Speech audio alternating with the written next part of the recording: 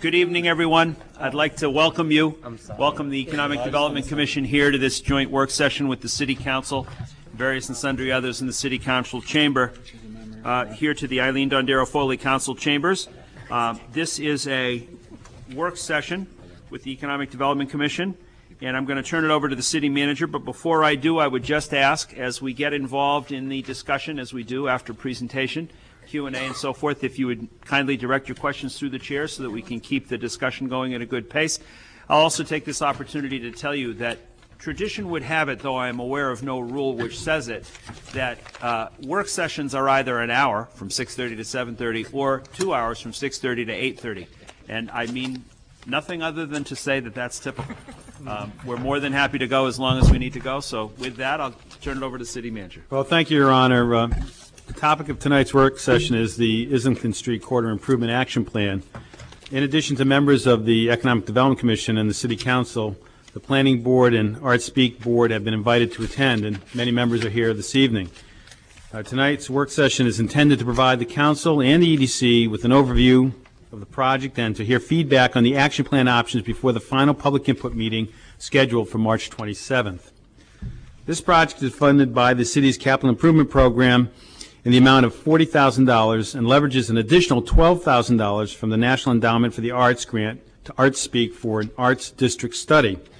It is being administered by the Economic Development Office in conjunction with representatives from the city's planning, public works, police departments, and Art Speak. At this time, I'd like to turn the program over to Dana Levinson, the chair of the Economic Development Commission, to make a few remarks about the project and introduce the consultant's representative. Good. Thank you, John. Thank you, everyone, for the opportunity to have tonight's work session. As everyone is aware, the Islington Street project was initiated by the Economic Development Commission as part of our continuing focus on upgrading and improving the city's major corridors and gateways. It's pretty evident that the Islington Street study is a complex undertaking, largely because of the mixed land uses along the street and also because it's a major artery into and out of our city. Our master plan suggests that the city should create a vision for the corridors that include a menu for physical as well as regulatory strategies for each of the respective corridors. And one of the goals is to create and maintain an appropriate mix of commercial and residential growth and redevelopment, and that'll be a key on the Islington Street corridor.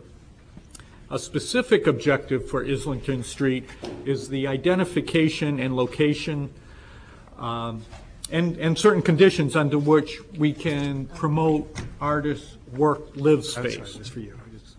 I'm going to send it out. The project goal is to create a long-term vision as well as a plan of prioritized actions and corridor improvements.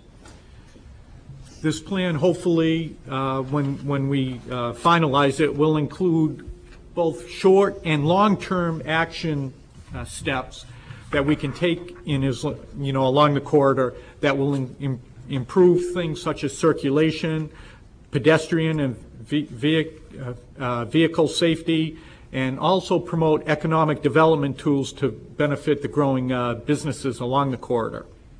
Likewise, we hope the plan will enhance and create opportunities for the arts and cultural activity that's consistent with the goals of our master plan. The city for this study has retained the consultants Richardson and Associates of Saco, Maine, and they've been working diligently on this project with a number of stakeholders and have held a number of public input sessions. And at this point, I'd like to introduce Emma Kelly of Richardson, who will take us through some of the project to date. Thank you, Emma. That's great. Thank you very much, Dana, and thank you very much, Your Honor, councilors, city manager, all of the city staff who've been wonderful participants thus far, and also to members of the Planning Board, Art Speak, and the interested public who are here tonight. We're excited to be here tonight reporting into you a review of where we've been thus far in the process and give you a little taste of where we're going as we head into, as City Manager mentioned, our final public input session later in the month. So to recap that agenda, we're going to spend a little bit of time on where we've been and review with you the pretty intensive amount of input we've had into the project thus far, comprised of stakeholder sessions, a community visioning exercise, some workshops, and then some following up with some city workshops on top of community workshops. Then we hope to spend the majority of our time in a real unpacking of why we're really here. And what we're going to do tonight is present to you three major urban design approaches to the re-envisioning of the corridor. Then we'll unpack each of those approaches to talk to you about some of their component elements and qualities. And then we'll look for your input. All right. So starting with where we've been. So the project scope, we should recap from our perspective. You know what? I think you're right, City Manager.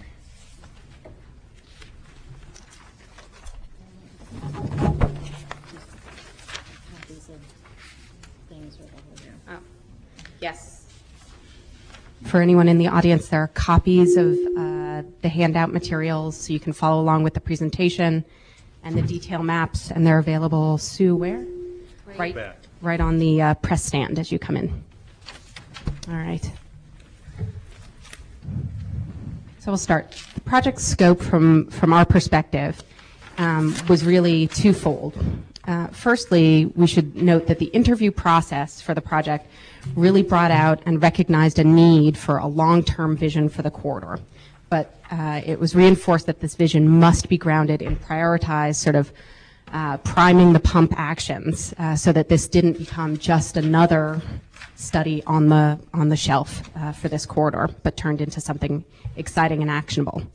The secondary portion of the project, if that first portion was about a community vision and solutions to traffic and safety issues that have been ongoing in the community, is this idea of the Arts District study sponsored by ArtSpeak and the NEA grant.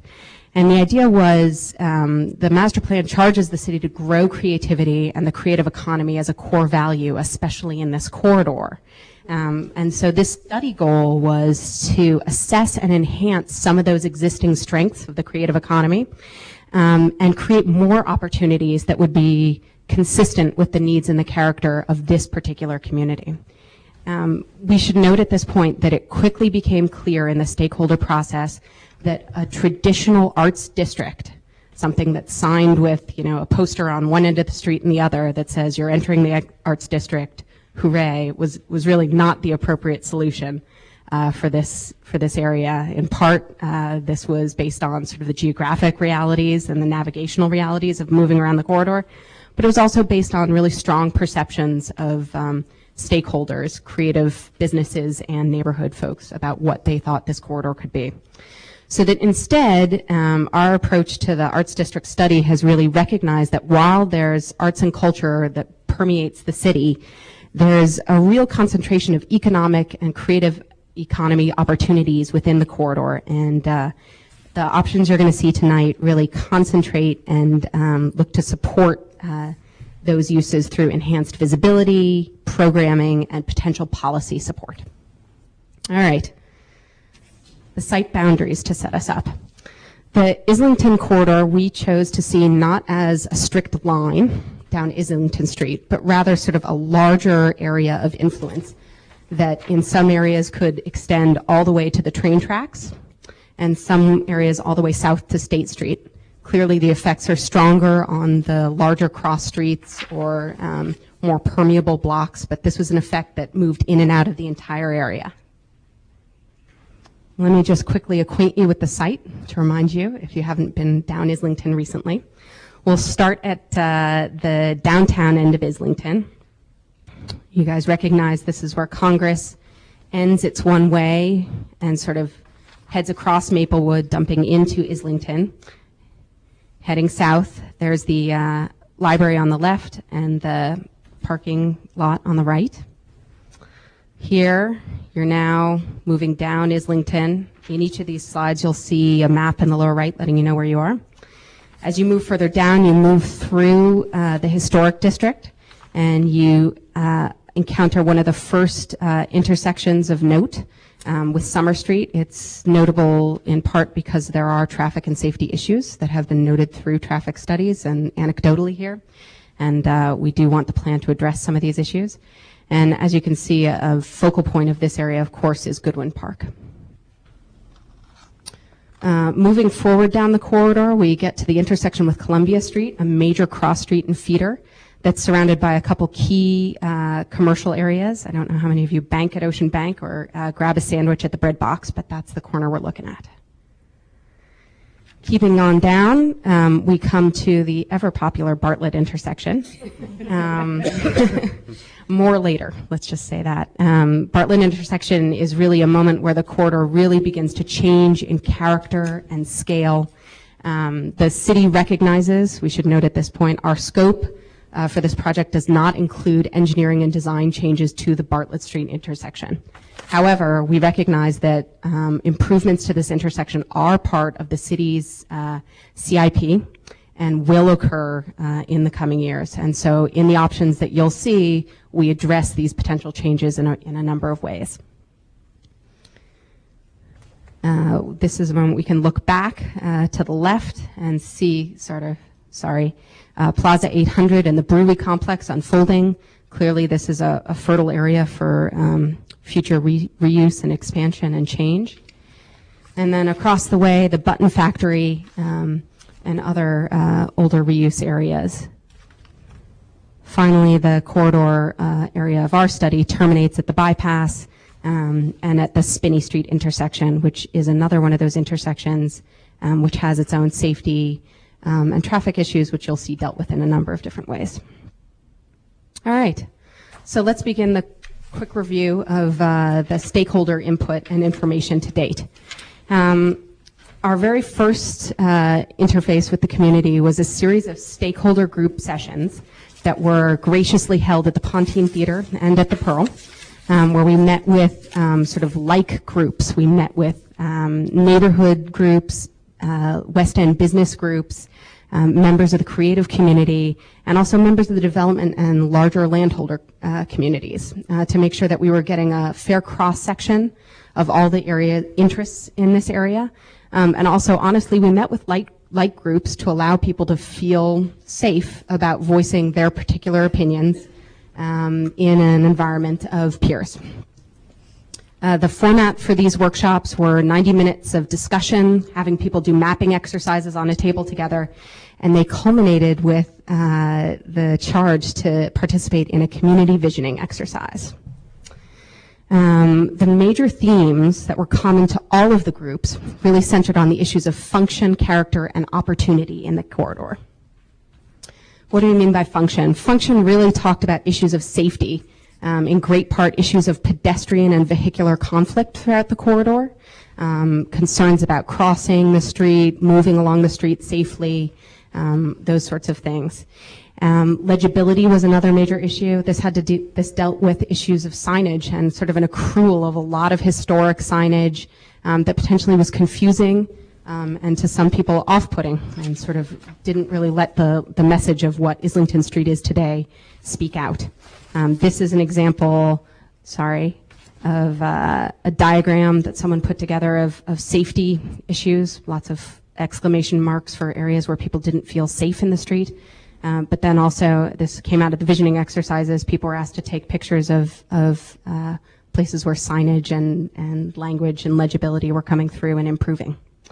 And finally, accessibility. Accessibility was about being able and feeling free to move along the street, to get where you needed to go, to get from your home to your business, to the dry cleaner, to the supermarket, and doing it safely and efficiently. And clearly, we had some feedback that people were looking for improvements in that area.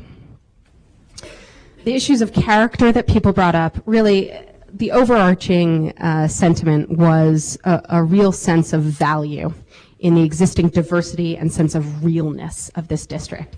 Over and over again, we heard people truly appreciate that this was a part of the city where they could live, work, shop, play, that it was the sort of place where there was still a pharmacy, a sew-and-vac, a pick and pay.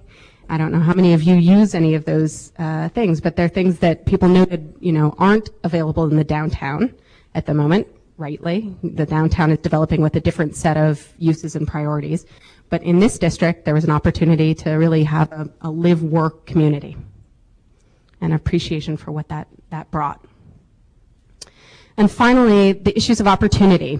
People fed back that there was a lot of really creative land uses and reuse flexibility already occurring. And this was a map that we had people put together in one of the sessions where they noted all of the creative reuse already going on. The highlighting was ours after the fact, to note that a lot of this reuse is already happening in a couple important nodes. And you'll see that one of our options really builds on what's already happening in these corridors.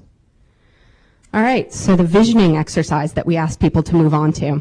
I don't know how many people here participated, but in the visioning exercise, but thank you to all of you. It was a great opportunity.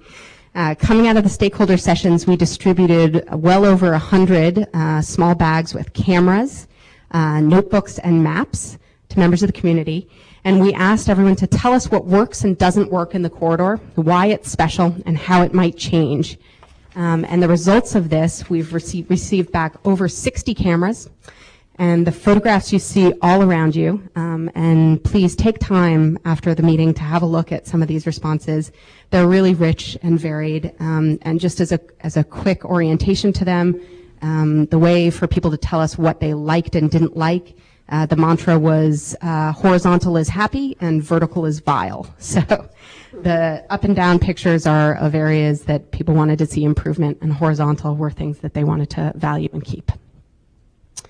Our results were in photographs, but they were also in some wonderful notebook writings where people talked about very specific things they wanted improved, as in these safety comments, but then also sort of more general and aspirational comments that were about, the growth of small businesses and ways to support them, and also the idea that, a community is made up of places for people to sit and flowers and planters, as well as shops and houses. So these visioning materials and the summary of those stakeholder groups were then presented in a community workshop, which we held over in Levinson Room at the library, which was well attended, and really was an opportunity for information sharing of these visioning reports. And also we took the opportunity to review and present a review of all of the previous reports on the corridor. There's quite a trove of information about vehicular safety, traffic, master plan issues that are particular to the corridor, and we wanted to make sure everyone was aware of the larger planning context to the corridor as well. But once we were finished with that information sharing, we really structured this meeting to be about a turning point in the project, which is important to us today, which is at some point there's a need to move from issues to opportunities. And the idea there is that, input can take us only so far, and then we need to come together to start to envision what the solutions are that can come out of all of that input. So we asked people to respond to and rate preference of sort of a range of approaches to affecting change in the corridor. And the issues we asked people to respond to came directly out of the stakeholder sessions.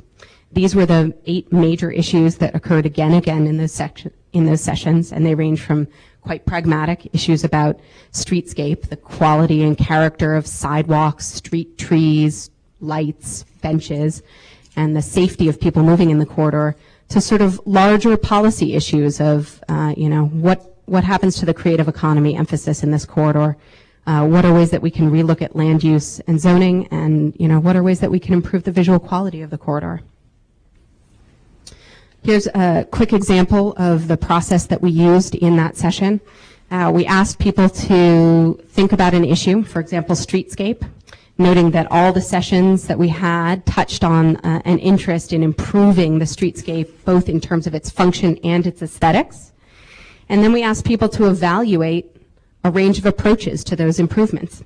Were people interested in sort of strategic or policy solutions that might come from the city about parking permitting or live work zoning, any of those sorts of issues? Were they interested in approaches that grew out of private sector investment in improvements? Or were they really interested in improvements that grew out of sort of the public realm and involvement by the city and investment by the city? This is an example of the feedback. We had 10 tables with at least 6 people per table. And the goal, again, was to get people sort of away from a personal response and get people talking. So we asked people to respond as groups, to discuss their responses to these ideas as a group, and vote as a group about their interests. So each sheet, you're welcome to look at any of the background information we brought with us, but we got a great series of responses. And those we've summarized in a sort of visioning vote summary. You have copies of that in your package. No point in us belaboring it here. We can tell you that all of the responses do factor into the options that you're going to see tonight. A full report on them is going to the public in our public meeting at the end of March. But just for a quick orientation, red, options people weren't as interested in, green were approaches that people were more interested in. All right.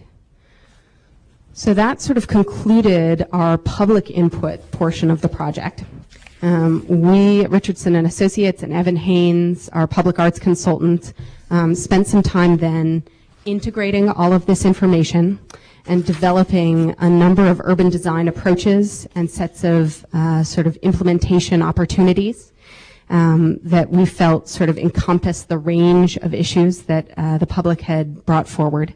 Those approaches are what you're going to be seeing tonight, and they've been workshopped heavily in several rounds of input from the city staff over the winter.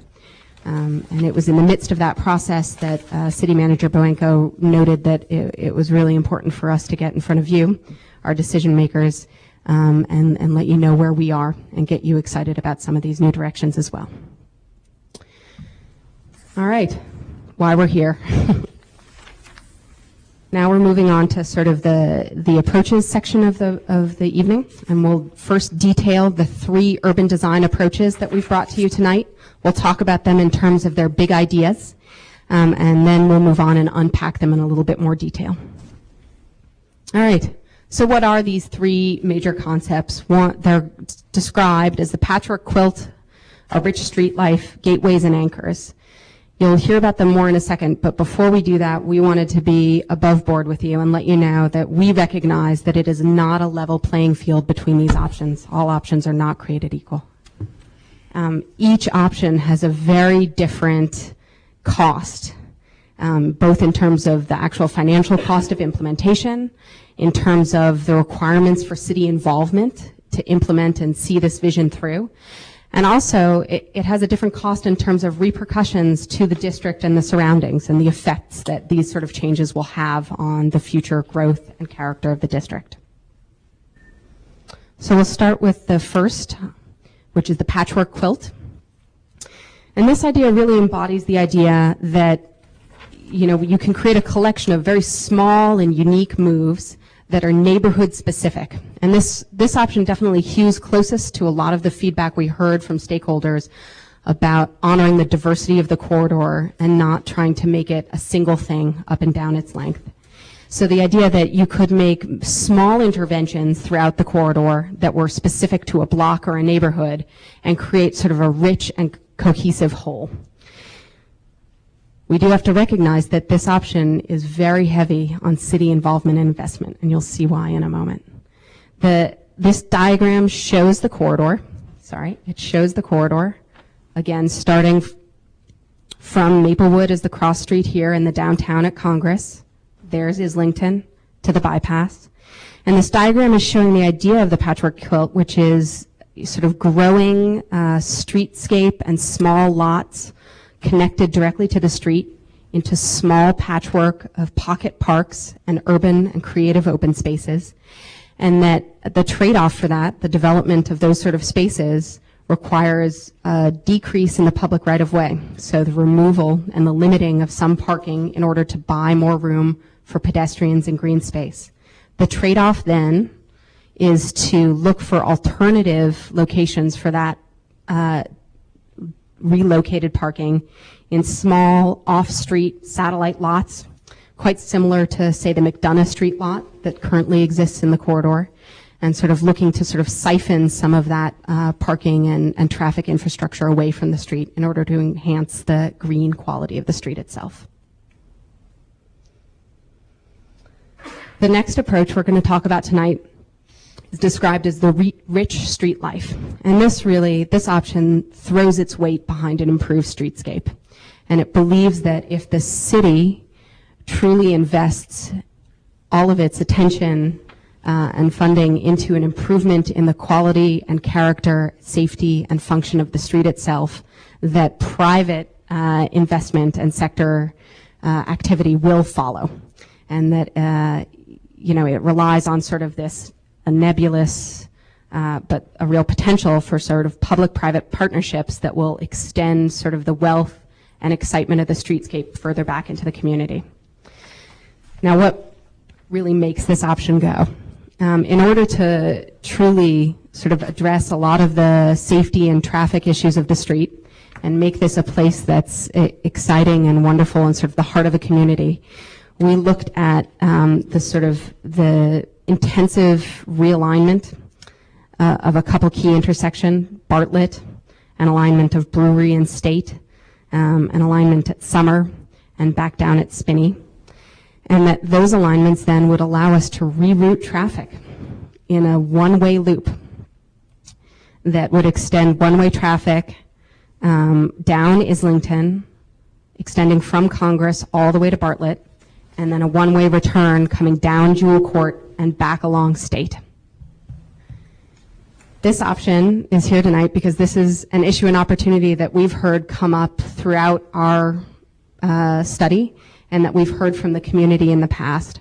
We're going to present to you a number of reasons that this sort of creates positives for the community, but also a lot of challenges that this approach takes. So I want you to sort of follow along and with a grain of salt. What these realigned intersections and the one-way loop then allows us to do is to reclaim a huge amount of the street for an intensified and integrated experience, really widening sidewalks, planting street trees, creating creative outlets in the street for performance and public art, all sorts of really wonderful things that people talked about as sort of the ideas of what a community could be.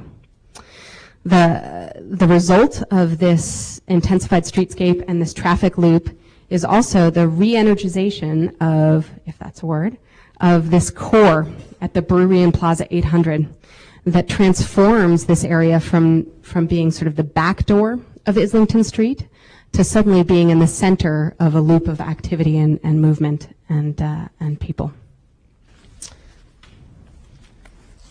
All right. So our final approach that we're going to present to you tonight is the concept of gateways and anchors. And this option also draws on a strong theme that we heard from the public, which was an appreciation for how the community was developing already, and a sense that, a very heavy-handed intervention was perhaps not what the community was looking for, that there were opportunities for the city to partner and help with development in a couple key areas, but by and large, there was an interest in the community in allowing the improvements that are already happening in the corridor to continue to grow organically and be self-determining to a great extent. So that in this option, we look at functional improvements to the streetscape that put public investment behind a minimum of improvements that allow people to move safely along the corridor and travel more efficiently, but that the majority of public investment really goes into public-private partnerships to help support reuse and re-envisioning of a couple key gateways on the east end and the west end of the site. The west end anchor, as we're calling it, is the Plaza 800 and Brewery areas, and working with development plans already in place. The goal here would be to create a mixed-use redevelopment core that had some very flexible community open space at its center and had a significant underground garage that actually allowed us to remove and relieve some of the sea of surface parking and really create a green core that becomes a new icon and gateway for this community. At the other end of the district, we'll look at what we're calling the cultural gateway, which is this edge to the downtown of the library, the currently empty library, and the parking lot across the street, and recognizes that there are already plans for reuse of the library underway that are creative and about involving community groups in different types of reuse to draw visitors and activities to the site, and suggest that there could be further development of the library and the parking lot site into sort of a cultural center institution development, and that then there could be the opportunity to look further at a real districting of an extension of Deer Street as a creative economy district. All right, let's start with the patchwork quilt. And you can follow along. In the packages, there are sort of a big idea sheet that starts with patchwork quilt on the front, and then it has a plan with a labeled plan so that you can look at details of this as we move along. So again, the patchwork quilt was that concept of a collection of small, unique moves that create this diverse whole, but it was city involvement and investment heavy. And that, of course, is because to create these green spaces and parking satellite lots, it requires a lot of city involvement and investment in negotiating with lot owners for use of their lots and creating these lots and these parks. So let's start with sort of this community connector concept that grows out of the street. And I'll note these first two slides are improvements to the streetscape which occur in every option, so that these are the baseline improvements that we see possible in every outcome for the road, for the Islington corridor. So if we look at these basic functional and visual improvements, first we can look at planting improvements. Currently, I think you'll note, you remember walking down the street, there really aren't street trees. There are a few trees that occur on private easements, but the street feels quite wide and open because simply there isn't a canopy to help provide shade and shelter and scale. So in this option and in all options, we've noted areas where you can insert low-height street trees. Here, for example, at a gas station verge, or here on a street corner underneath utility lines, that by the simple use of low-height street trees can work with the existing infrastructure, and we don't have to compromise the need for shade with existing structures that are there. We also noted the opportunity for the city to have partnerships with private owners and negotiate for small, as little as 3-foot right-of-way easements on private property, where the city would install trees, street trees, and really contribute to a real greening and renaissance of the street. And finally, in areas of safety bump outs, which we'll discuss in the next slide, there's an opportunity to use full-size street trees at important intersections and really provide sort of a marker and a sense of arrival at important corners. The hardscape improvements that are common to all of the options include general improvements to the quality and paving of the sidewalks, reduction in the number of curb cuts. I'm sure if you've been down Islington Street in the past year, you'll just cast your mind back. As you walk along, there are sections that you move along where there's quite a length without any curb even. And there's a real sense of, you know, is this where I'm supposed to be? Is this where a car is supposed to be? There's a real sense of exposure. Likewise, there are lengths where there is curbing, but they're interrupted so regularly by exits, not all of them necessary, that it feels quite choppy and again exposed. And our plan notes areas that there's opportunity to put curbs back in and sort of reclaim the sidewalks for safe pedestrian use. At key intersections, we've also noted the opportunity for these bump outs that we're showing here. And what this is another experience on Islington Street that we heard again and again. You're standing on a corner, you're looking across, maybe there isn't even a crosswalk, but regardless, you're sort of looking out across potentially 2 lanes of traffic and 2 lanes of parking. And people described edging themselves out past that first lane of parking and sort of suddenly being committed to the street, but right in the middle of traffic.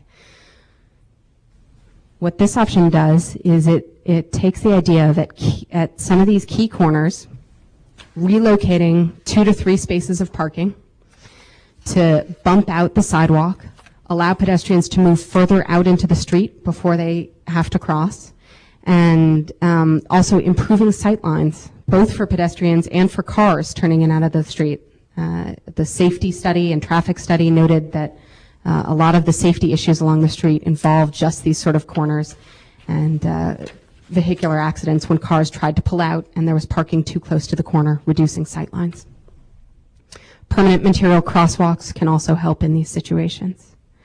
And finally, one idea that helps deal with this potential sort of sea of asphalt to move across is the concept of using flush lane dividers, whether it's a flush piece of granite curbing or simply a piece of colored concrete that has a line in the street that helps denote the edge between parking and traffic lane. It helps you sort of negotiate where you should park, but also visually it helps break up the street from up to a 42-foot right-of-way back down into something more manageable. All right, unique to the patchwork quilt. Let's get into this. As we said before, the Bartlett Street intersection is a challenge, and there are plans in the CIP for engineering and traffic improvements to it. You'll see a couple different options for dealing with this. This option simply notes that the inclusion of some street trees, small bump outs for crossing, and permanent materials sidewalks could be a step in the right direction. This option also introduces the idea of pedestrian actuated lights at a couple intersections, namely Plaza 800, where there's a lot of pedestrian crossing, and also the concept of the potential for an intermodal bus hub that doubles as a small park. So, the use of 1 to 2 bays of parking from the Plaza 800 lot suddenly results in a significant green space that allows buses to pull off of busy Islington Street and service needs.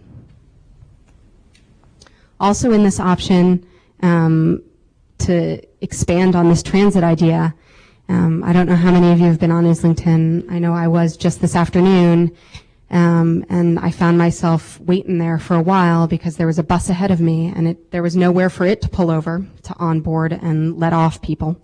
But it needed to do its business, so traffic backed up. This option creates bump outs that allow, again, street trees and waiting areas for the bus, and then pullover spaces for the bus to actually move out of traffic and safely move people on and off the bus. This, for example, is the area right across from Goodwin Park, and you can imagine what the addition of a couple crosswalks and a couple of these bump outs and bus lanes might do to the quality of that block. So putting those sort of improvements and elements together, this is a cross-section of what that street might begin to look like. Here are these slightly widened sidewalks that allow planting, easier movement of people, the use of bollards at some of these intersection bump outs to help people feel a bit more safety on the street edge. The introduction of lighting that has branches at the human scale, as well as lighting for the street, and also the use potentially of neighborhood appropriate signage that could note neighborhood activities, events, or festivals. If those are the streetscape improvements, and the streetscape improvements really are quite a bit of the heart of that plan, they are enhanced by small pocket parks that we'd propose. For example, think about the existing small park at Rock Street, which includes play areas, a stage, and it's really a neighborhood resource. And then also some of those small satellite parking lots. For example, here's that McDonough Street lot existing. So in summary, there's the patchwork quilt option. Again, it's community streetscape improvements along the corridor with bus pullovers and bump outs that start to form small green spaces on the street, and in some places linked to larger green pocket parks, and then opportunities to draw some of the displaced parking away into small surface lots off of Islington proper. What are some of the implementation tools that we would be looking to the city to use to actually make something like this happen? There's public funding, whether it's bonds, the CIP, UDAG elements that help us make improvements to the streetscape. There are public-private partnerships that could help us develop some of those shared pocket parks and maintain them. And then there's the idea of a potential TIF to help define segments of the streetscape. And finally, for that small park with the bus hub, why not look to larger federal or DOT funding? What's the timeline for the implementation of something like this? Years 1 to 5, there's a real opportunity for very simple investments in public funding to create functional improvements. And these would be reduction of curb cuts, introduction of a few more street trees, things like this. Years 5 to 10 is when we'd see sort of the initial round of investment, public, private, and city investment in some of these pocket parks and the resultant satellite parking. We envision this going on in several waves, years 5 through 20 actually. And then honestly, at year 20 plus, one could start to imagine at that point even something occurring on the rail line. This is definitely far down the future, but an opportunity to think of getting across the rail line and linking some of these smaller parks to wider open spaces. All right. Option B, the rich street life. Again, this was the option that really threw its weight behind a heavily altered streetscape that required realigning intersections, rerouting traffic, but that as a result re-energized this core. So what are some of these intersection realignments? Well, some of them are simple realignments for safety. For example, here you're looking at the Spinney Street intersection or the Summer Street intersection. Currently, both of these enter the street at angles and provide very unsafe viewing angles, and there have been unfortunate and tragic accidents. Engineering realignments would allow safer entrance and movement along these areas. But also, traffic realignments and intersection realignments address flow of traffic and movement of people and cars. So here's your first look at a very radical re-envisioning of the Bartlett Street intersection, which provides for additional and devoted turning lanes and actually realigns Bartlett Street with Jewel Court and creates a direct connection across. Likewise, in this option, because it requires the rerouting of one-way traffic along State Street, there's an important intersection where Brewery Lane and State come together currently in a jog that would need to be re-engineered for much smoother traffic flow. All right, here's a chance to visualize what that one-way loop would look like. So starting at the Plaza 800 end, here you are coming down Bartlett, you would now, two-way traffic would continue to flow on this end of Islington, and one-way traffic would now come down Jewel Court and move along Brewery Lane connecting to State Street. In the meantime, one-way traffic would be continuing from Congress all the way down to this point at the Bartlett intersection before turning two-way again. We'd like to note that here, let me show you what it looks like on the other end. On the other end, here, for example, is Middle Street going into Maplewood that would retain two-way traffic, and this would be that continuation of one-way traffic from the downtown along Islington and the terminus of one-way traffic along State.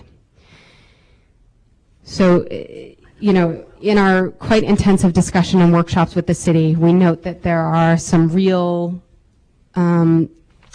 positives that come out of this for traffic and safety that improve the pedestrian environment and improve traffic flow. However, they come at the expense of some real engineering challenges.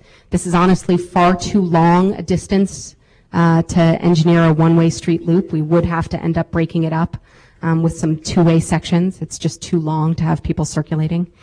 And then also, there's a really unexplored and serious, potentially serious repercussion to the traffic that would be now rerouted to State Street, and therefore the quality and character of State Street, that I think we should all pause long and hard and think about before committing to this move.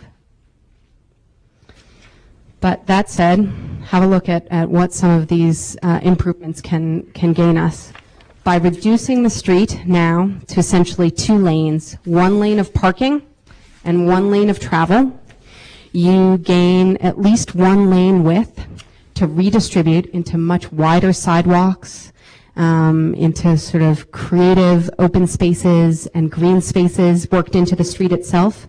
This option shows full-size street trees at bump outs. This is actually a raised intersection showing how pedestrians and cars might sort of come together and balance against each other at an important intersection.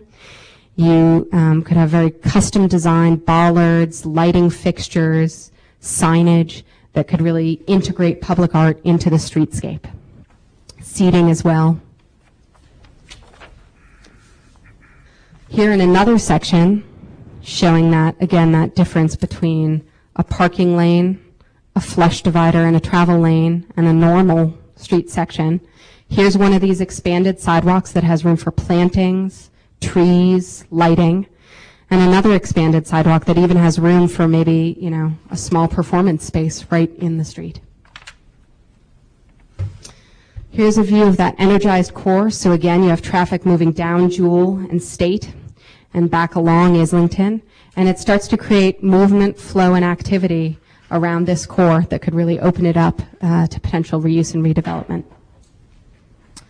So here's your summary, again, of the rich, of what you get from that rich street life. What are some of the, what are some of the key implementation tools? Again, public funding, bonds, CIP, UDAG are what can gain us some of the improvements in the streetscape. We would really need to look to public-private partnerships for some of these very important right-of-way adjustments and for some of the balance in parking. There need to be significant policy and planning changes to allow for the traffic rerouting. And then there's an opportunity to look to a lot of grant sources for public art and creative developments in the street, as well as some state and federal transportation grants, again, for a bus hub or other transportation improvements on the street. What's the timeline to implement something like this? Clearly, the first thing that needs to happen are these major intersection realignments, and then improvements to the key intersections and to the north side of Islington. And this is in the years 1 to 5 is when you'd start to see traffic rerouted and some of these new traffic patterns established. In years 5 to 10, some of the utility poles could be shifted. We're not suggesting that utilities be undergrounded. We've come through discussions to recognize that that's simply not a realistic option to put in front of the city in terms of costs and coordination with utilities. Hopefully, if relationships change over time with utilities group and some of those costs, associated cost change, this is something that could happen. But to get this going, we don't rely on the undergrounding of utilities for this option. Years 10 to 20 is really when you start to see the payoff with some of this public-private investment that should follow from the heavy upfront investment in the streetscape. And this option does show the potential for 20 years out or more, the potential for re-envisioning what this rail corridor could become. All right. So finally, we get to gateways and anchors.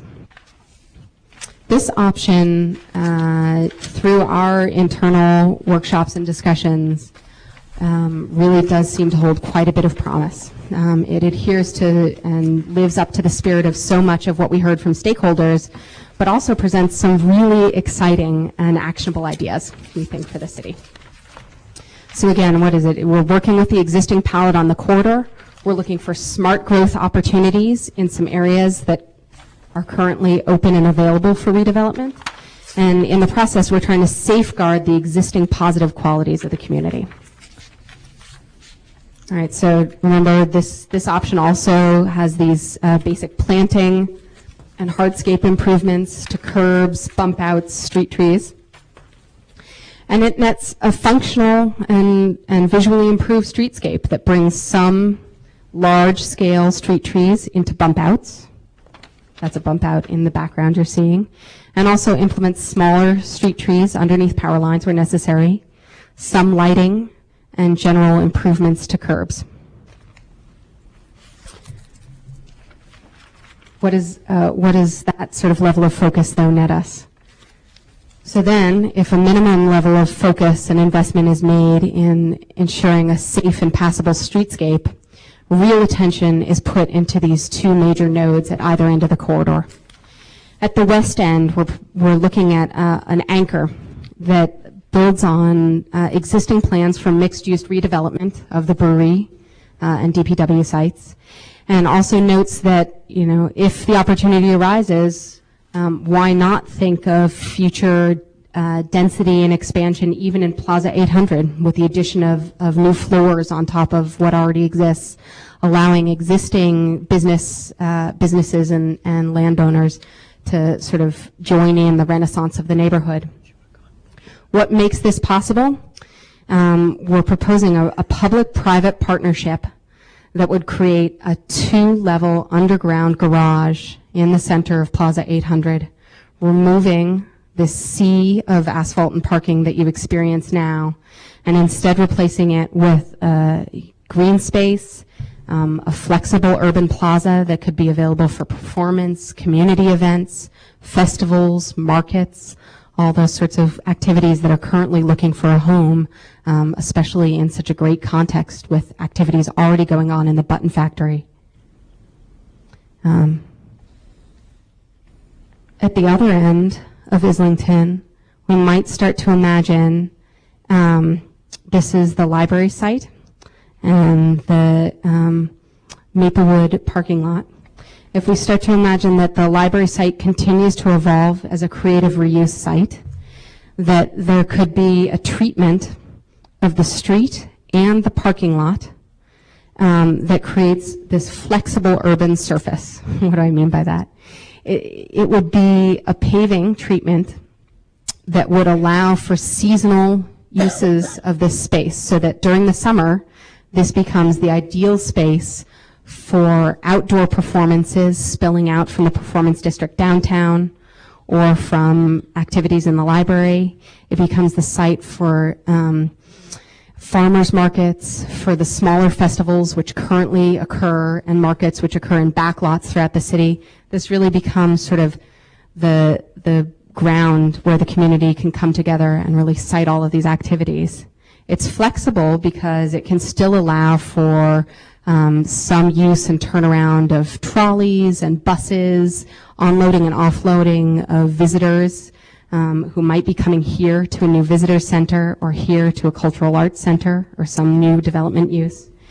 And also, we'd imagine that in the winter, it would fulfill a very necessary need of off-street snow emergency parking and off-street parking in times when, in the winter, you're not having markets and there is a real infrastructural need for more flexibility. What you're seeing here is a suggestion that there would be a treatment of the street that would help, that would allow movement across, but would help signal to you, whether you're a pedestrian or in a car, that you're coming into a new place in a new zone, and really connect this whole space through as a gateway that you literally move through. You're then also seeing a suggestion that similar treatment would connect onwards to an area that this idea emerged from the stakeholder sessions, the concept that while the whole district isn't appropriate for a rezoning, or the whole corridor isn't appropriate for an intensive rezoning as a creative reuse district, there is a real opportunity here. The current zoning allows for some live-work uses, and with city improvements, making a logical extension of Deer Street that would extend activity from the Port Walk and Conference Center potentially, extend it down Deer Street, and looking at potential reuse and redevelopment parcels in this area to really become sort of this incubator site for future creative economic uses, whether they're graphic artists, photographers, or any of those sorts of uses. So again, there's the summary. And what are the implementation tools? Same public funding tools. Public-private partnerships would be important for the reuse of the library and for the development of the Bridge Street lot. A TIF could be a vital tool in developing that underground garage at Plaza 800 and for creating those improvements to the extension of Deer Street. We see an opportunity to really draw on state and federal grants for arts and historical elements of the corridor. And then once all of this is in place, there's a real opportunity for either a new or an expansion of existing community and arts programming is our role. The timeline, the simple improvements to the street can really happen immediately. And that we would want to see the city starting to put legs under these public-private partnership in the underground parking quite quickly to help start seed this process. Likewise, we know that there's reuse of the library currently planned, and we'd like to see the city find ways to continue to support that reuse and redevelopment. Years 5 to 10 really are sort of the years when you start to see a lot of the private development and public-private partnerships taking flight in the brewery area and Plaza 800, and also when we'd hope to see significant investment in some of these major open spaces. Finally, years 10 through 20, you could see sort of phase 2 investment in the development areas, and that's really when programming would be important to help keep a lot of these open spaces programmed and alive. All right, so you've made it through where we've been. We've looked at the 3 approaches, again, the patchwork quilt, the rich street life, and these anchors and gateways. Where we go next is we're going to have a public workshop on March 27th where we present the summary of the visioning process to the community and also talk through these options with them. But clearly what's key tonight is to turn this over to you, City Manager, and the discussion of the group, and start to have a discussion about your thoughts about these options and questions you may have for us. Well, thank you, Emma. And I'd like to, the mayor to open up for questions and discussion. I'd like to first thank you, Emma, for a fine presentation, and note that the purpose of this evening's discussion, obviously, given that we're early in the process, is not to select an item or one of the 3 alternatives, but to discuss them. Before we begin, I would appreciate it if we could have our less often in prime time members here this evening from the Economic Development Commission and ArtSpeak just introduce themselves for the people at home. Those placards that you have in front of you aren't easy to see. And if you could just go around and say who you are and where you serve, and then we'll get things moving. I'll start. Thank you, Mayor. My name's Dana Levinson, Chair of the Economic Development Commission.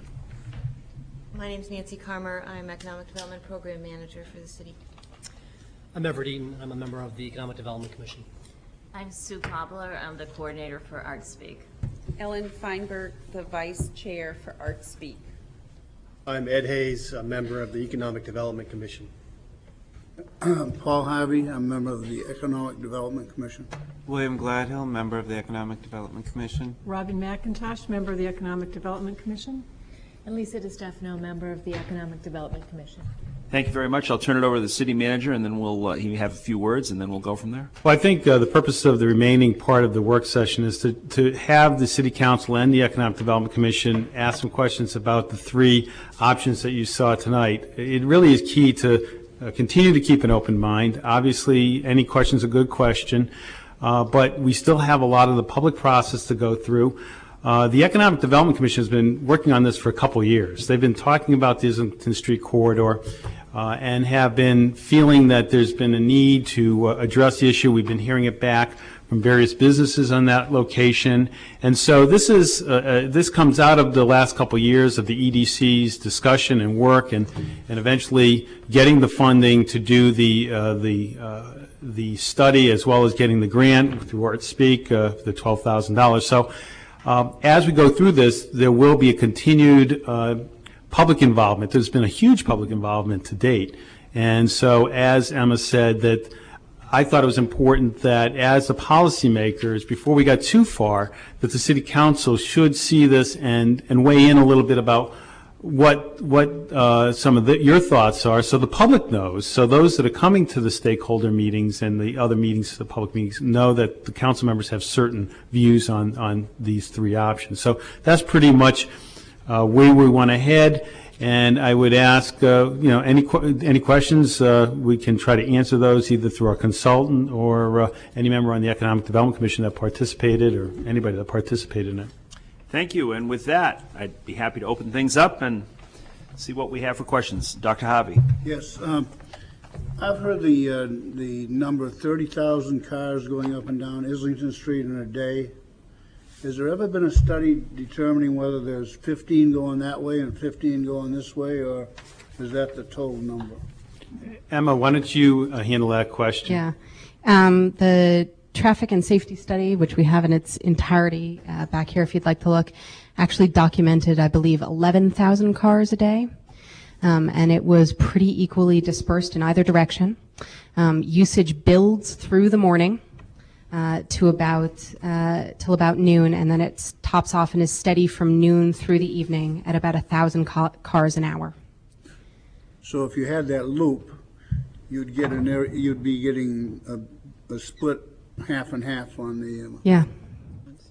We would be getting an increase, I would assume, an increase of 5,000 to 6,000 cars on State Street daily. And if I could, just following up on that, just on I think Dr. Harvey was also inquiring about the temporal distribution. In other words, is it heavier flow? One might surmise it's heavier flow inbound in the morning and heavier flow outbound in the evening, or not necessarily? Is it sort of anecdotally, that's the assumption. The study didn't necessarily break that out as far as I remember. Anyone else have a better? I mean, I think that's what people would want to know if they were living on state. That's a question that we can, we'll mark down. If it's not in the data, maybe we can. If we can't, the purpose of tonight, that's a good point. If we can't answer that question, we'll mark it down and we'll make it part of our process and find out. Yeah, we'll be doing a lot of that in this one. Go ahead. But just to follow up, then that number that I put, 30,000, was way out of line. 11,000 is what you're looking at. I believe that was the latest study, and that number actually comes out of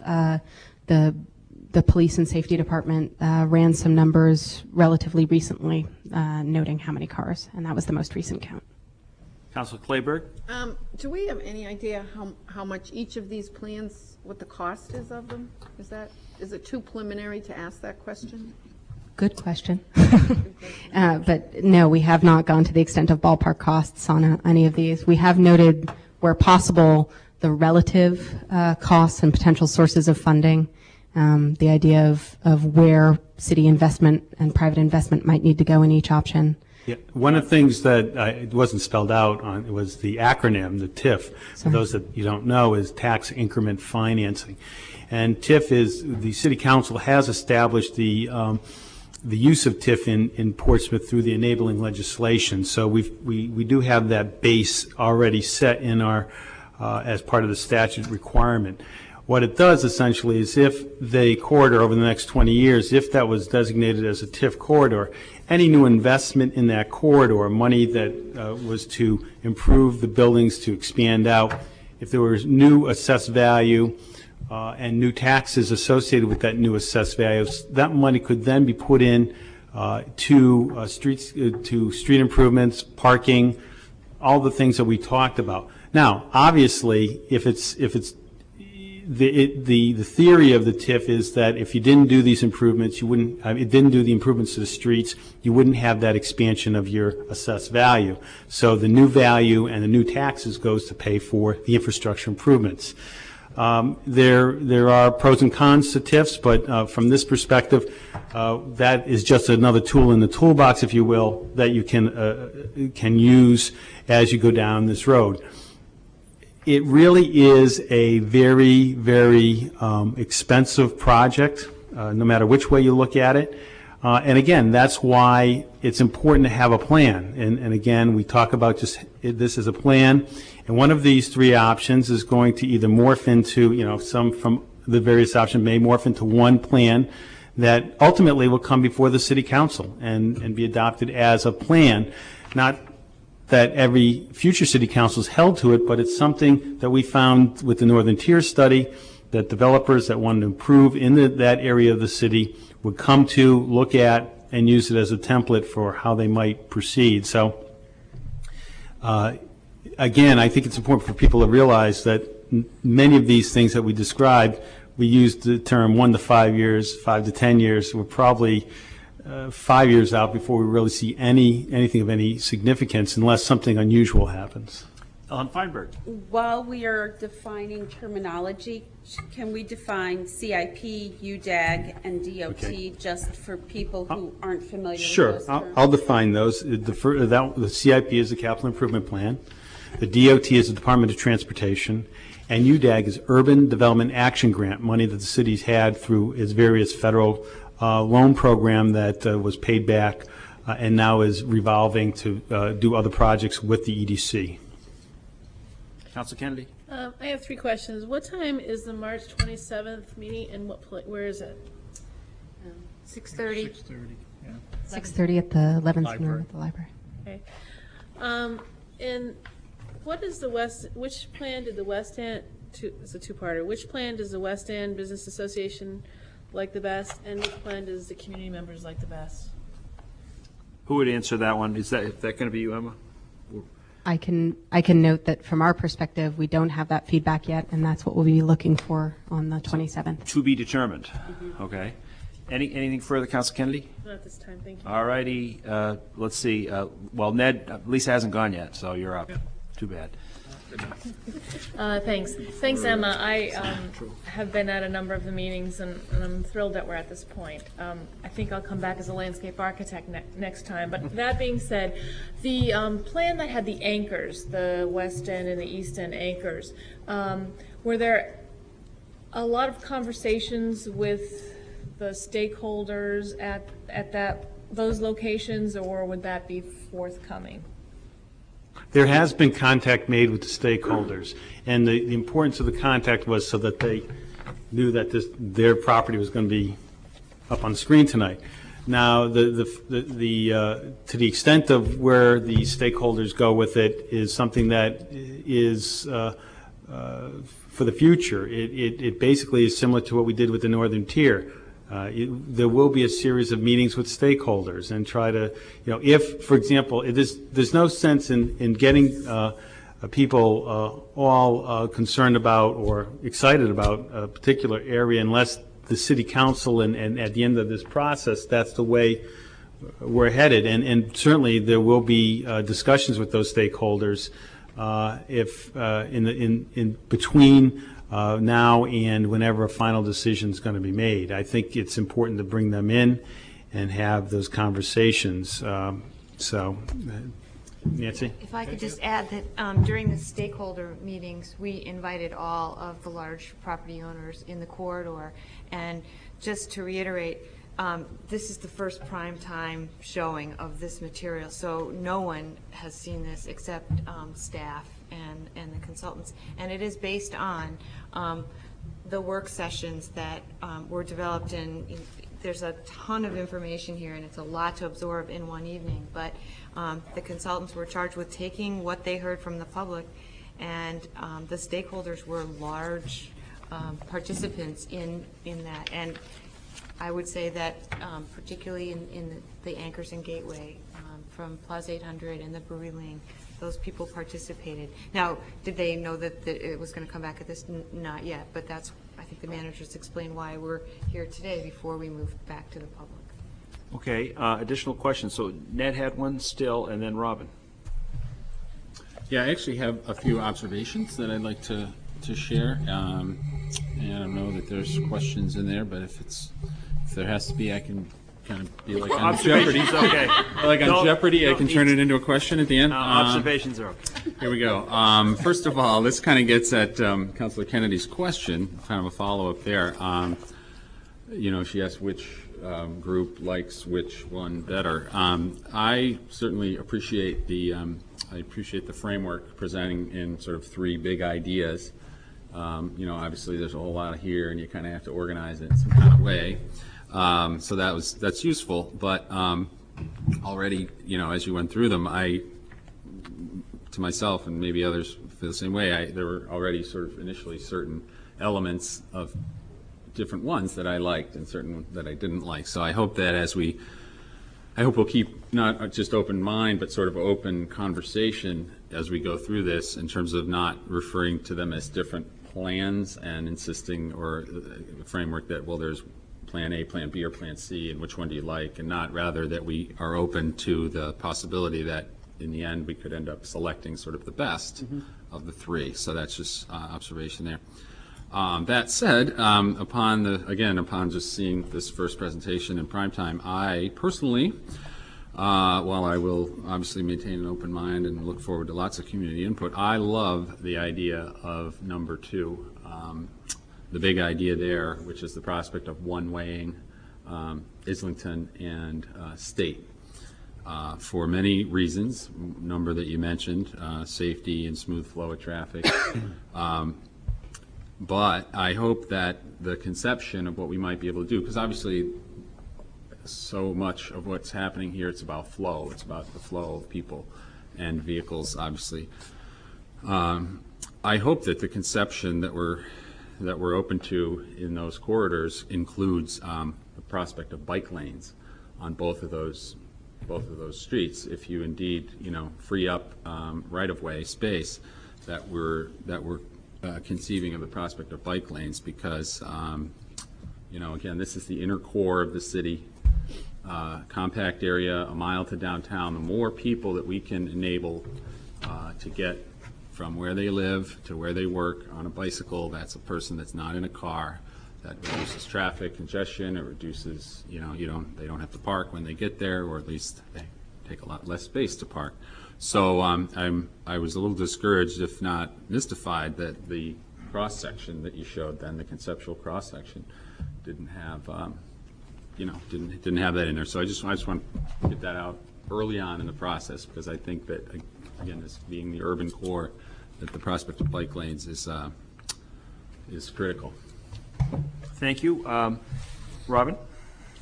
I'm curious, some of the discussion that's happened at the Economic Development Commission over time has included a lot of zoning conversations, and I only heard a little bit of that at the very end on what might or might not be appropriate. And we've been talking about some form-based zoning, about zoning that would encourage live-work space for an arts community, and I didn't hear any of that. I'm just wondering if that fell out in a desire for an eclectic visual. Emma, do you care to address that one? Or Nancy, are you comfortable with me? Yes, Yep, give it a okay. shot. I'll We'll share this one. Yep. It definitely has not fallen out of the mix, and there's an understanding that a new look and potential revisions to zoning in the corridor are going to be an important part of implementation.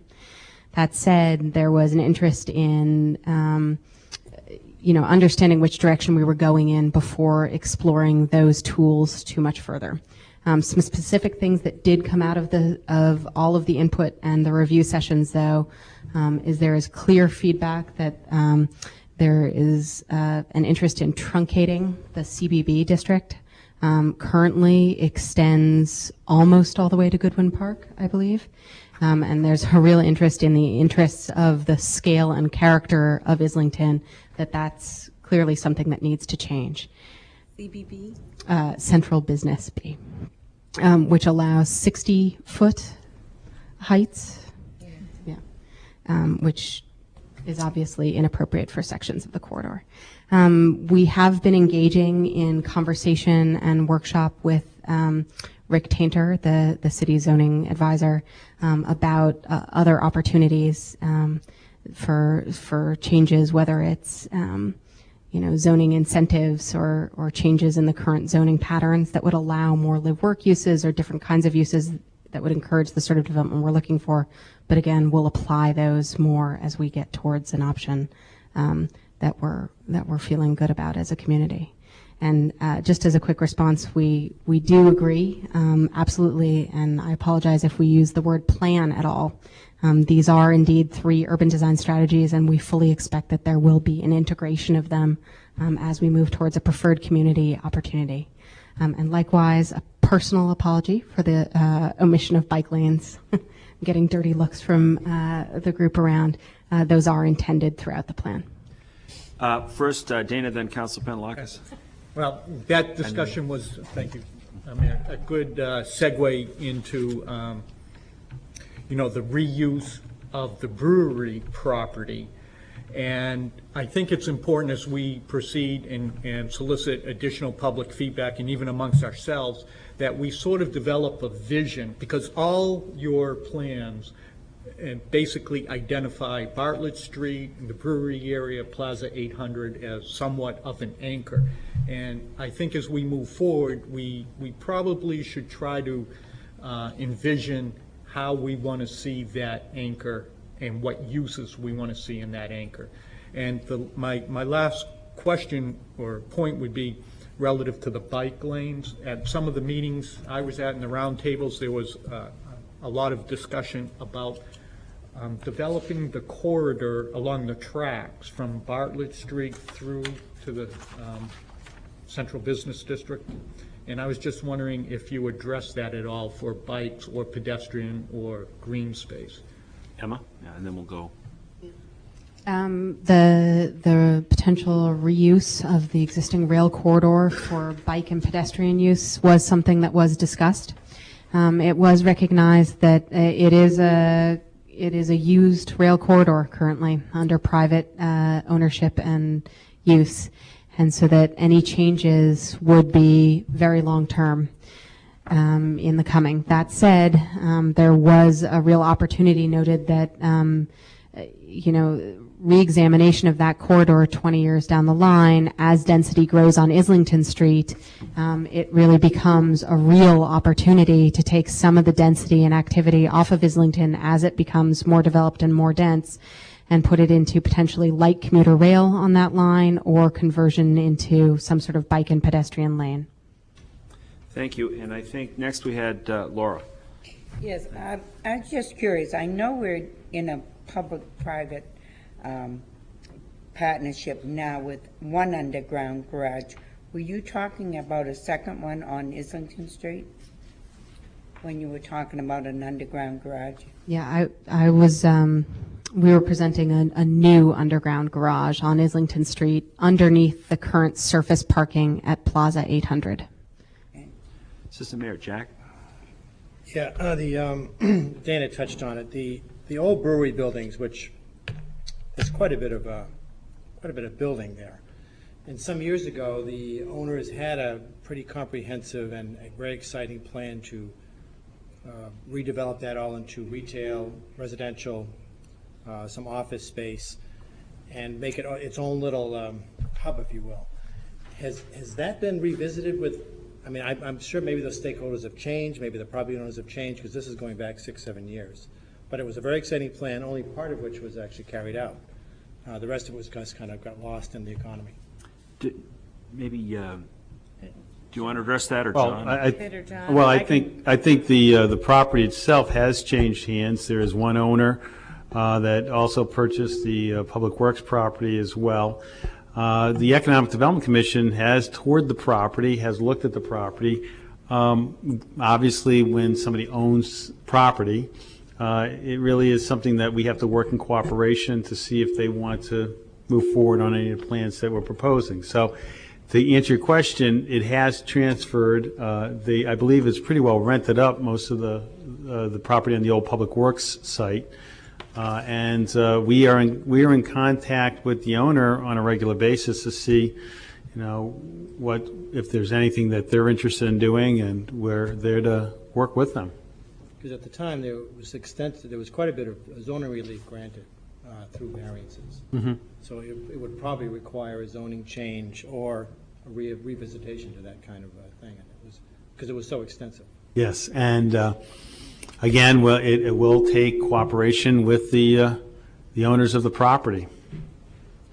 William Gladhill, then Councilor Reynolds. You had mentioned some of the sightline problems, and from personal experience, pulling out of businesses or side streets and the serpentine nature of Islington Street, you can't literally see one way or the other.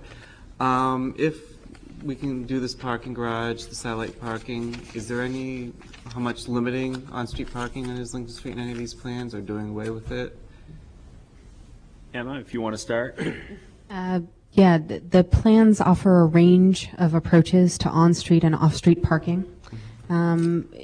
As a consideration in all of them, we recognized a strong interest from stakeholder business owners that there is a lifeblood to local business that involves on-street parking. And so every plan recognizes and respects that need.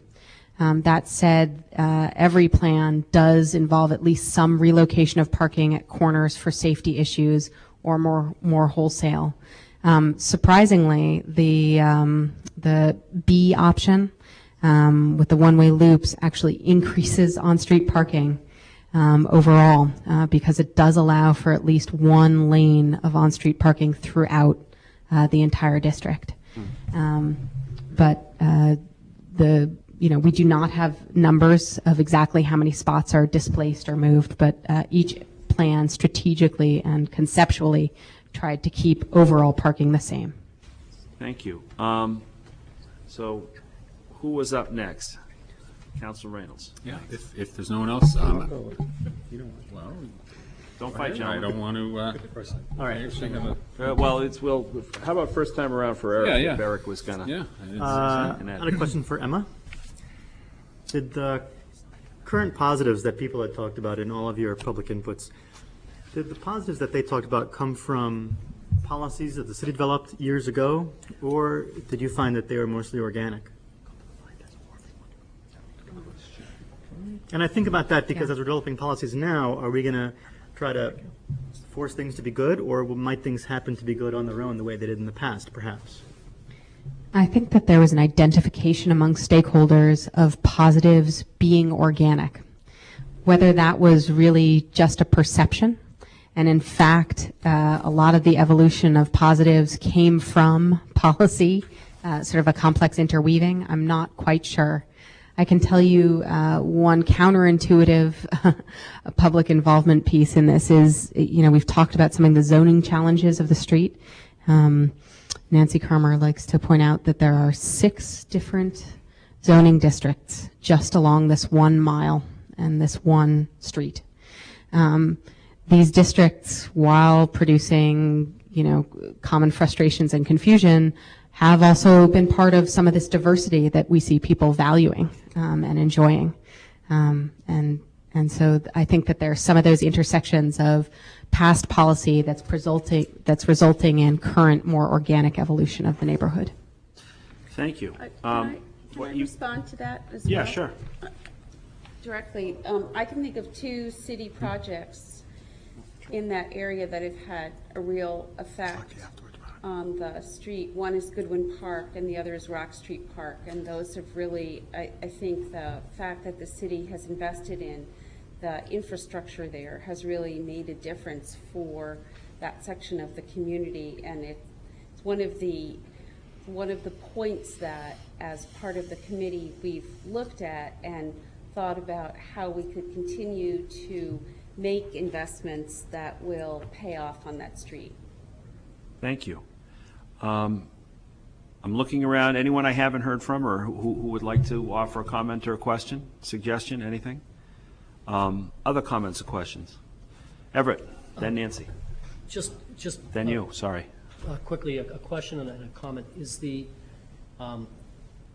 one-way option, which is appealing in some ways, did the stakeholders, were they supportive of that option? The one-way option was explored because it did come up in some stakeholder input. It was not a universal interest, but it really was explored because it was sort of, everybody's talked about it forever, quote unquote. And if so, did the other route have to go through State Street, or is there another option, i.e. up towards the bypass and using that as a way to funnel the traffic back, or is that not a possibility? Well, there's a lot of challenges from an engineering standpoint, and specifically the length of the one-way. And so conceptually, it's still, it's in the mix, but I think, the traffic engineers and professionals need to take a look at that, because what you're going to do is also change some of the patterns on State Street, which then could affect some of those people on State Street. So the one way, if that was something that ultimately came out as an important part of this, of the options, would have to almost stand on its own as its own discussion and meetings with stakeholders, and would probably entail a very extensive traffic study to make sure that whatever you do, you don't create some unintended consequences, because you don't want to predicate your whole planning process on one way and find that it didn't work. So I think if the City Council, as the policymakers, feel that that this is so important that we should look at it further, then I would suggest that we kind of pull that out and really take a very, very close look at it and have its own discussion, because it is so important and it would be integral to the proposal that would be coming forward. So, not to say that it couldn't happen, but I think for those that are concerned that it might happen, that there would be full study done on it.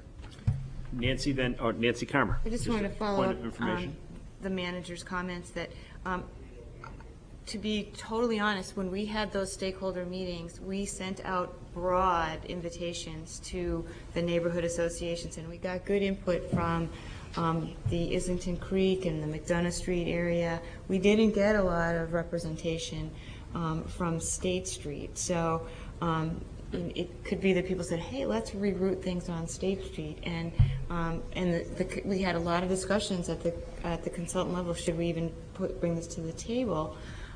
But I believe that the consultant said, well, we heard it enough that we feel we should at least put it on paper. But I just want to just add that one caveat. Another point of information Go ahead, on that. Yep. My sense is that State Street, I'm pretty familiar with that area because I've lived right over there for a while, and my sense is that the State Street corridor has a lot more higher concentration of rental units. So, and also the Rock Street McDonough neighborhood is one that's really turning over into homeowners, and they're really invested in their new ownership, as we learned from the rooming house debate. And so I think maybe that's a reflection there that you heard, the disparate turnout. And a result of the zoning, the current zoning. It reflects what the current zoning. Okay, yeah, right. Okay, Nancy, we're going to get to you, but Emma had a comment bearing on that particular. Yeah, I also wanted to offer specific feedback that there was a larger conceptual framework which we considered, which was there was input of, are there ways to draw and siphon some of the traffic off of Islington Street? And so that was the larger charge. The solution that we presented today was the one-way loop, but there were other options that if this idea of siphoning activity off of Islington is of interest, we would continue to pursue those, which involve strengthening cross streets that would allow traffic to reach Middle Street or move around the city in different ways. And even things as simple as changing signage on 95 to stop routing people from 95 into the downtown through Islington Street, things like that. Thank you. Nancy? I just wondered if any of you had a preference for one of these plans. Is there anyone that really likes one better than the others? You mean those of us on the committee? Yes. I would just point out, I not for nothing, but I hope we don't try to pick one this evening. It's way preliminary. Just a comment. But and the idea is really to see, and again, that some of these ideas may come together as multiple into one idea. So there really is that the meeting on the 27th for the public is very important, and certainly those that are in the room are encouraged to attend as well. Ed Hayes? Thank you. I think one of the keys is in this area is to get people to walk around more. It's one of those areas that, Dr. Harvey says it's very busy, there's traffic all the time. It'd be nice for people to walk around. I just was wondering, which plan do you think promotes that the best, and which plan do you think provides the most safety for a pedestrian or for a bicyclist? At the risk of picking a plan, Emma, go ahead. Well, and I should preface with our firm firmly believes in the Frankenstein option. That's always the best option coming out of these sorts of things. We hope that communities come to something that takes a little from column A and a little from column B and, the left arm of column C. and hopefully that comes to the right place for your community. That said, our goal in all of these, because pedestrian activity was identified as so important to sort of the quality of life in the district, but then also to hopefully the growth and continued growth and strength of the business opportunities of the community, every option tries to promote basic improvements to safety and visual character that hopefully will make the streets safe for everyone. That said, you know, the more that we can start to claim pieces of corners in the street away from, you know, 4 lanes of traffic, the more, you know, one might imagine the pedestrian environment is enhanced. That said, we don't really know until we get down and we sort of examine corner by corner. There's a lot that can be done with simple sort of interventions on key intersections that start to make those areas feel better, and therefore, you know, between corner and corner, you're able to move between them with a modicum of safety and not need the whole block to be improved, as long as, you know, key stopping points are improved. Thank you, John. Esther, Ned. Just want to, I saw something today that was sent to me that in Prevention Magazine, prevention.com, if you want to go on, the city of Portsmouth was mentioned as one of the 100 best cities walkability. And we ended up coming in number 58. Number 1, interestingly enough, was Cambridge. But we are in the 100 best walkable cities in the United States, at least by their standards. And if anybody's interested, it's on prevention.com. So just thought I'd add that as a piece of information. Noted for the record. Everybody pat themselves on the back. Esther? I used to live on Ballard Street and walking downtown, and part of the problem with walking was just the uneven sidewalks, just the basic necessities. And I guess my question is, can the basic necessities, if we're looking at 5, 10, 20, is there any way we can get an idea of what just the quick fixes can be, just to get these poor people through? I mean, it's not good over there on the sidewalks, just the basic sidewalks. I helped an individual leave the Pearl on his wheelchair to get over to where he was living, and it was pretty sad what we had to go through to help him get from the Pearl to where he was living. And I guess my question is we're looking at a long-term plan to make this ideal, but from what I briefly heard on the campaign trail, and also just living it, just basic cleaning up of the sidewalks, and I'm not seeing stuff that would, if we wait a little bit, it'll be a better price. But I'm saying what would cost, and it won't change if whatever plan we go to. In other words, so like if we fix the sidewalks, and if we do it right, we don't have to change them if we choose a different plan. I guess those are the things I would like to start looking at and kind of see what maybe the 2-year plan is on some of that stuff. Ned? That's just on that, Esther. I think that's well said. And of course, we have our annual CIP with the annual sidewalk improvements and things like that. So I'm sure that's probably some stuff that we can look at. So I'm glad I waited. Actually, what I wanted to pick up on Jack's mention about the brewery buildings and the substantial amount of space there. But I'm glad, you know, I waited because it kind of helps by Ed's point about getting more people to walk, etc. Let's see. It's kind of it's not that this isn't complicated enough already, but clearly, you know, the brewery buildings with the space, you know, that they contain, and, you know, granted, John's remarks about they're privately owned, and so it's not, we don't have determinative power, but I see those buildings as one of the city's really last best chances for a substantial amount of housing that is more affordable than a lot of the stuff that's getting built in Portsmouth. And I said it that way, housing that's more affordable, because I really dislike the term affordable housing, because it connotes the idea that affordable housing is some sort of discrete project. That if we're going to do something about affordable housing, it's going to be this sort of particular plot of land and a particular building that gets built with some special financing. I think as a city, if we are going to make headway in terms of affordable housing, which is to say the affordability of housing in the city, we're going to have to overcome well, it's certainly a fear of density. There's this fear of density, and so I want to say that because I heard the term several times, you know, density. Well, if it gets too dense on Islington, we'll try to move some down to the Mill Pond.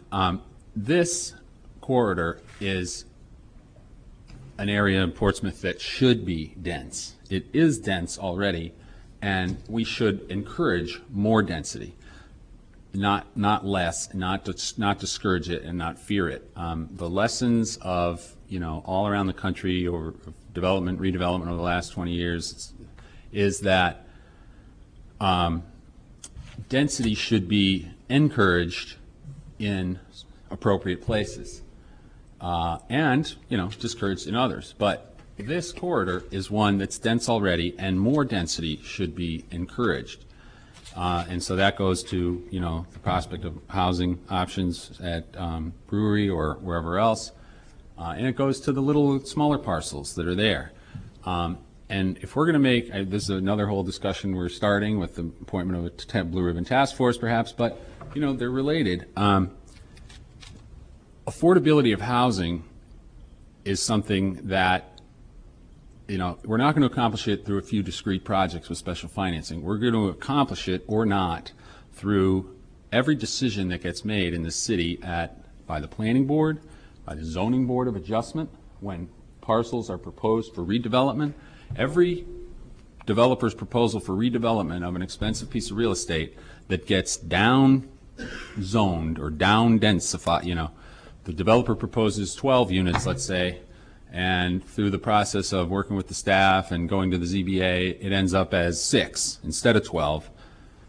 You know, those 12 units on a small plot of land, which is expensive, might have been priced, you know, in relatively affordable way. But by the time a developer gets through and he's only allowed to build 6 units on that small piece of land, they're not affordable. They're $500,000 condos.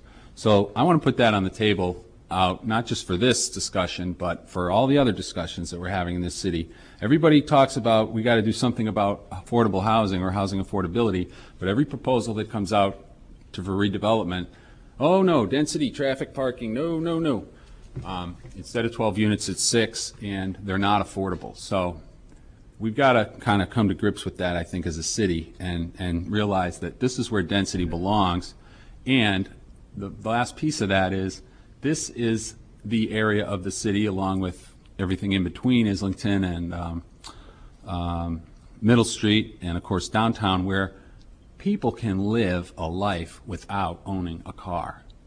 You can live in this area and not own a car if you work out of your house, or you work downtown, or you know. So our zoning ordinance right now assumes that every living unit comes with 1.5 parking spaces. You want to have a living unit, you got to have 1.5 parking spaces. And so that's always the issue, parking. We need to change that paradigm. If we expect that that's, you know, if that's what we expect, that's what we'll always get. But for example, if we were to redevelop in the brewery buildings with high density, small units that are affordable, and enable something like a zip car franchise at that garage that we build, or other kinds of shared cars, or these little urban smart cars, you know, you could put a lot of people living there in an affordable way in an arts district, and they don't have to own their own car and park it every night in a 10 by 18 foot space. So, and then that goes to the walking and the bike ability. It all goes together, and we need to sort of overcome these, I guess, that basic fear I keep saying of density and parking, and not miss this opportunity. Thank you very much. As we approach 8:30, any further questions or comments or observations? Eric?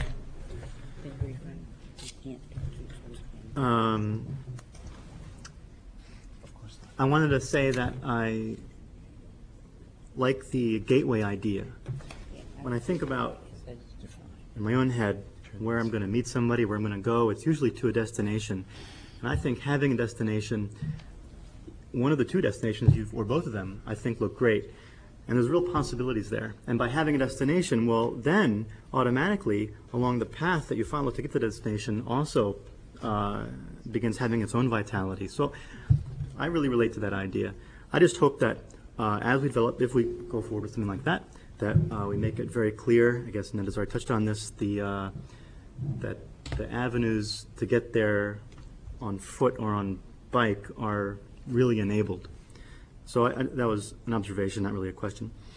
And then I did have a question about the parking.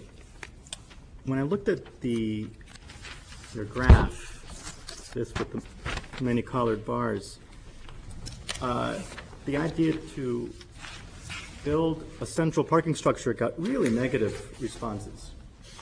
Now, I'm not against that. I'm just wondering how that jives with the underground parking garage at Plaza 800. One of the things, if I might, Yeah. the original discussion was an above-ground parking structure, taking up more space on the street as a large structure. The original designs that were looked at showed a structure in or about the brewery area, 3 to 4 story parking structure. So I think it'll be interesting to see on the 27th what kind of reaction we get from the public, because I think people thought, well, it's going to be another large building that's going to be just housing cars, and so the idea was to do an underground, to try to preserve the open space, the land, and use the land below, and actually create a situation where you're able to have more green space available. So I think that's going to be something that we'll see on the 27th. I think that was not something that people had contemplated earlier on. We talked internally about it, and there was a discussion about a parking garage, and it was felt that maybe we don't need another above ground structure. Maybe let's look below ground. That's how that came about. Robin, then Jack. Just to expand on that a little bit, just from my experience, I went to that final meeting that you had, which was the visioning, I guess you were calling it, meeting. And my experience at my table left me with a feeling that I think there's a lot of room for expansion on what people said that they wanted or didn't want, because I know at the table I sat at, it was a very fast process, and the conversation went around the table, do you like this, do you like that, and no, I don't like it, it's too expensive, but there had been no conversation of what a TIF district does and how that would help finance it. So I think in some cases things got thrown out as not being all that popular because there wasn't an understanding or an explanation of where the funding might come from. So I think there's a lot of room for movement on what people felt they liked or didn't like, just based on that one table out of all of them. Thank you. Jack? Yeah, just, and this is kind of a comprehensive comment on some of the things that I had brought up earlier and Ned said, and bringing in some of the ideas thrown here tonight. If some of the basic things are done, like Esther mentioned, if we go on this and do some things right away that we can do, improve walkability, bring in a place where the bus can pull over so there's a bus hub, then things like the brewery buildings, which were going to be redeveloped without adding any new buildings. So, the open space was going to stay the way it was. The density was going to be decreased. In fact, it was through variances, less parking spaces needed, more apartments allowed. Because what they envisioned, what I envision, is with buses, maybe some underground parking, but it will bring in this development. People will live in that area. They will work in that area. It sort of will sustain itself. It'll build upon itself. And if the city just does some of the basic things, like make it walkable from here to downtown, the popular downtown, and have a bus place, and give up a little bit on the density idea because people that live in apartments that work in some of these big warehouse buildings that are not warehouses anymore, but are going to be retail, office, and such, or walk downtown to work, only do need one parking space, or none at all. I mean, so, we just kind of keep that flexibility. But you do need the additional parking because of the commerce that's going to be created. But the reason so much relief was given is because some of these spaces will be open during the day and used at night. So there's that trade-off. And And that's what we need to do. It's that flow. It's like traffic. People are going to town during the day and coming back to home at night. And when people are living in these areas like where the brewery is, it becomes safer. People are around. It becomes more lit. There's more activity. It just becomes alive. And that's what ties the whole thing together. Then the buses become viable and everything gets used. And that's, I think by just doing some of the basic things initially, this will happen. Ned. Into that. Really well said. And I think in terms of we're talking about what are things that cost a lot of money and things that don't cost, we're looking for things that don't cost much and can be done fairly quickly. The city is the one who controls the rules. We make the rules about what's allowed. And those are things we can change the rules and let the private sector provide. But we're the ones we're the gatekeepers. You know, if we don't let new concepts come in and be tried out, they won't get here. So we can do that short term, and it doesn't cost money to make the rules different. Thank you. Additional questions or comments? Dr. Harvey. Just short. Changes have to be made. In my lifetime, I've seen Congress Street go from a two-way street to one street, one way. State Street was a two-way street. Pleasant Street was a two-way street. Daniel Street was a two-way street. Can you imagine or envision the traffic you'd have if those street changes hadn't been made? Well, they have to be considered. Good to think about. Additional comments or questions by any, all and sundry?